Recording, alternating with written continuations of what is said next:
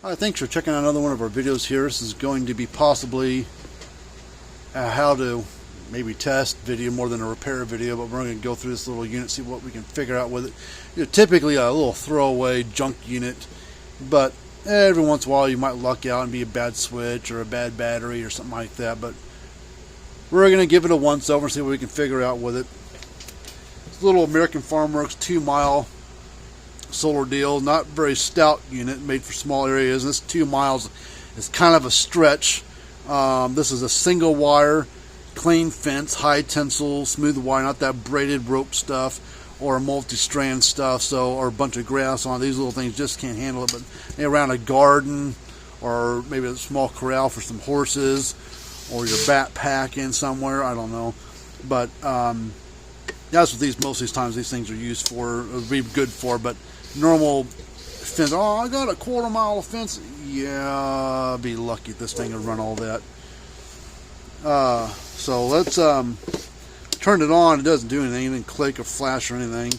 So we'll pull the back off here and see if the battery's any good or not. Maybe that's all that's wrong with it. Now I gotta look and see if I've even got batteries for this. This takes a little 4-volt battery. It's kind of odd. 4-volt battery. Test the battery first before we just go throwing battery at it. We're getting 2.5 volts on a 4-volt battery, so the battery's no good. Let's I don't know if it's on or off right now. There's not a thing tells me which way's on, which way's off. Let's go left is off just to see. We'll test the leads right here with the meter, and what this is going to test is our voltage coming from our solar panel to the unit, to the battery.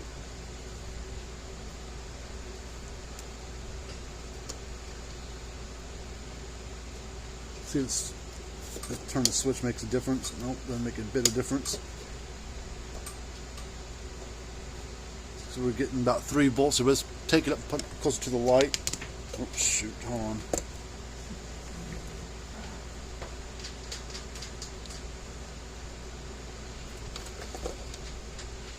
Come on, get on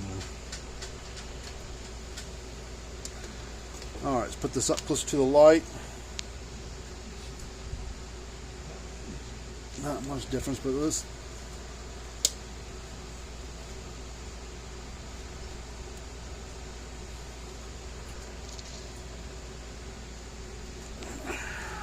wish I knew which one. I think this is off.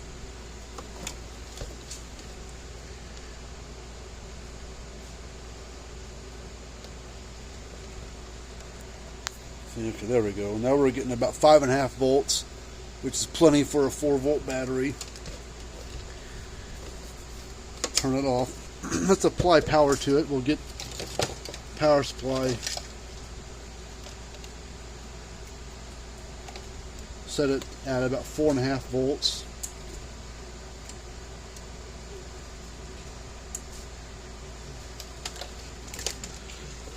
Let's put power onto it. I think it's turned off.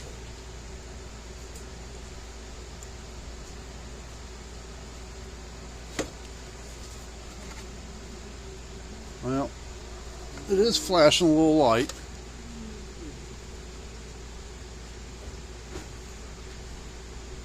It's trying to work. That's a good sign. I can barely hear it clicking. These aren't very loud units to start with.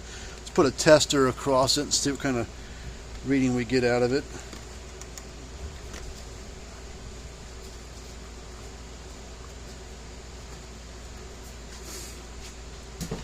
We're getting almost 7,000 volts out of the thing, so hey, just a bad battery. That'd be nice.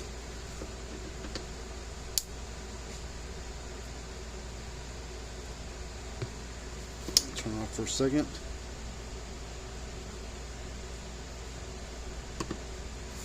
Turn it back on.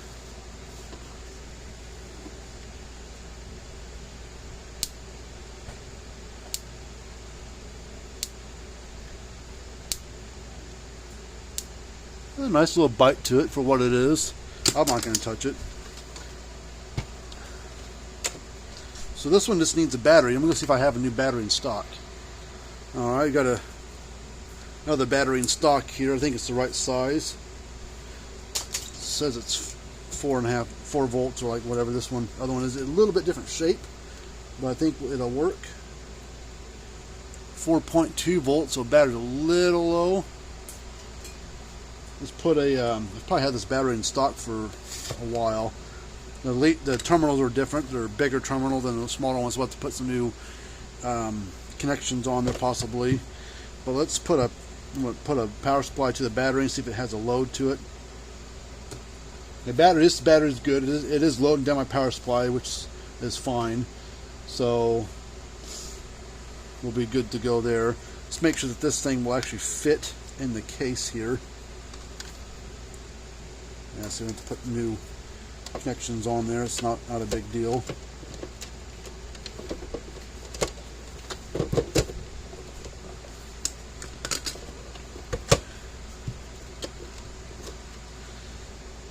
Alright, let's change out these connectors. So what I'm doing with the power supply, I got it set to about 4.5, 5 volts, and it loads down my power supply, which means the cells are good and are taking a charge. I'm getting about 800 millivolt or 800 milliamp draw, and as it charges up, that milliamp draw will fall until it stabilizes when the battery gets charged up enough.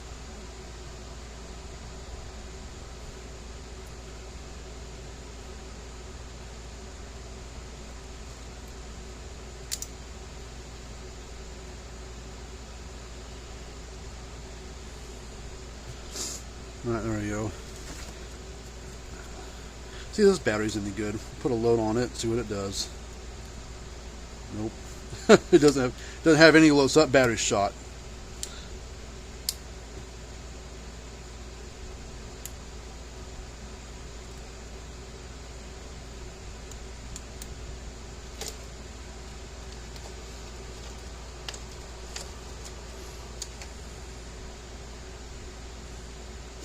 Alright.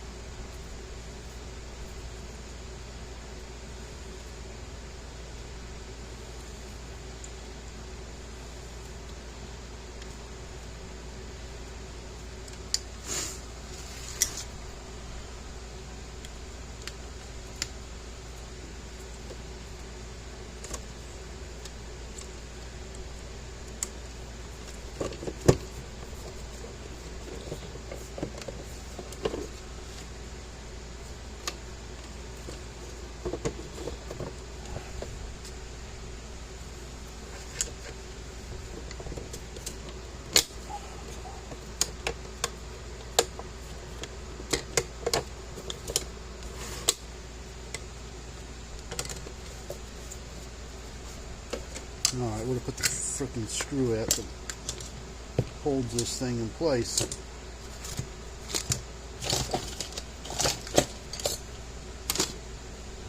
Oh, there it is.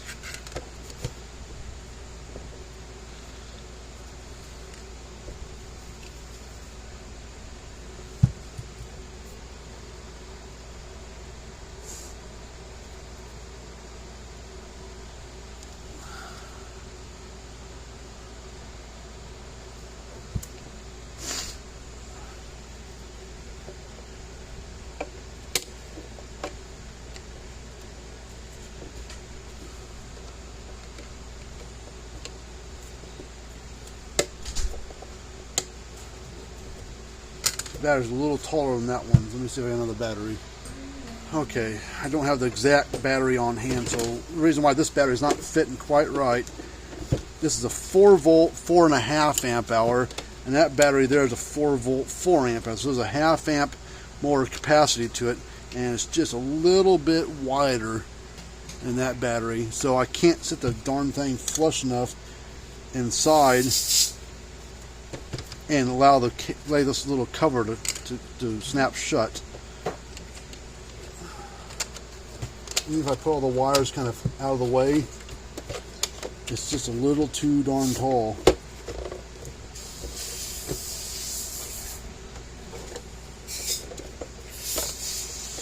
It's laying there about flush, and see that the little cover just won't hold.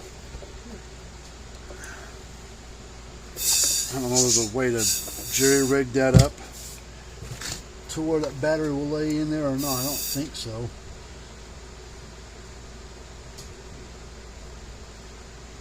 So we might have to order another battery for them.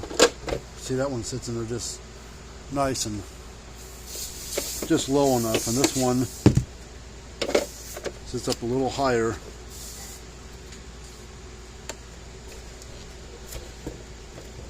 Let's just right throw that in though too. Maybe I could cut that out of there. I don't want the thing to wobble around though. I don't know, let's just talk to them, see what they want to do. But that's going to be a nice cheap fix. You know, batteries aren't super expensive for these things.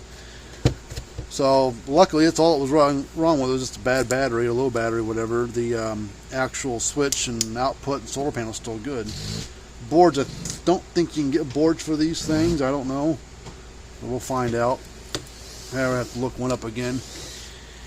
Alright, well that's basically it for this little video. So if you've got a fence charger you want us to look at, be happy to take a look at it for you. And until next time, we'll see you guys later on.